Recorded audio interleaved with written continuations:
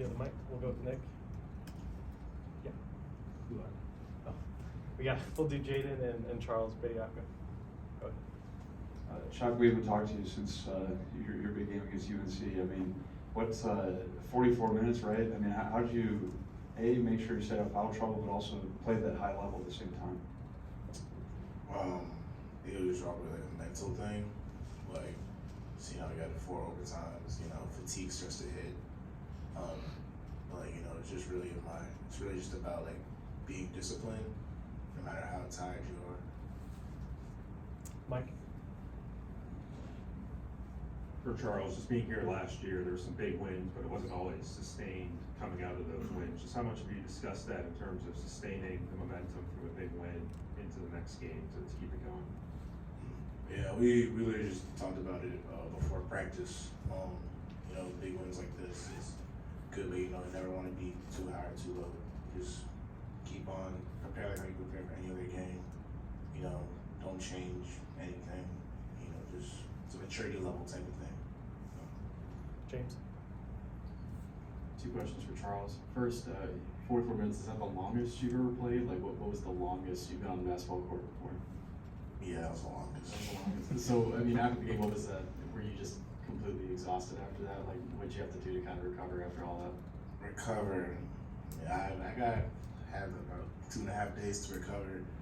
I still feel tired, I'm not gonna lie. But, yeah, after that game, I just like knocked out on the plane. Last thing I want to ask was just, about going through kind of what Mike was saying, just how important is it to kind of learn from those experiences early in the season about trying to be consistent game in and game out, especially for this team this year? Yeah, it's really important. Obviously, as what happened last year happened. Just like I reiterated before, just don't be complacent because anybody can be beaten at any given day or time. It's college basketball, high level. Yeah. Katie?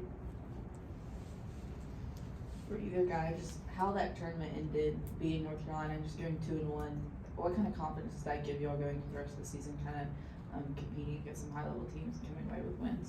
Start with JB. That's a great win for us. I think it was like it's been a long time since Alabama has been like a #1 team. So to be able to repeat, kind of that history and just get a big win like that. But we gotta stay consistent and just keep getting wins. So. Chuck?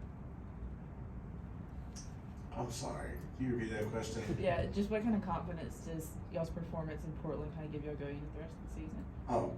Yeah, it's definitely giving us confidence. Obviously, not really we would love to win it all over there, but it's basketball. You win some, you lose some. So just coming out with 2-1, I think that's really helped that team. Guys starting to find their confidence and just kind of keep that going, keep on working hard, staying hungry. Nick?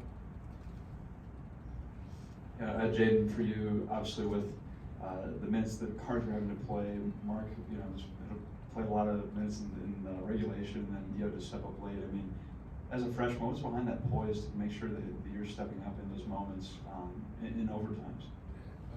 That's something that Coach talked about yesterday.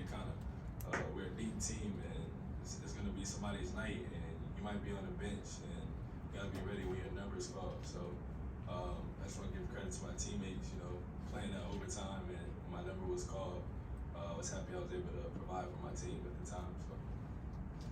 Tony?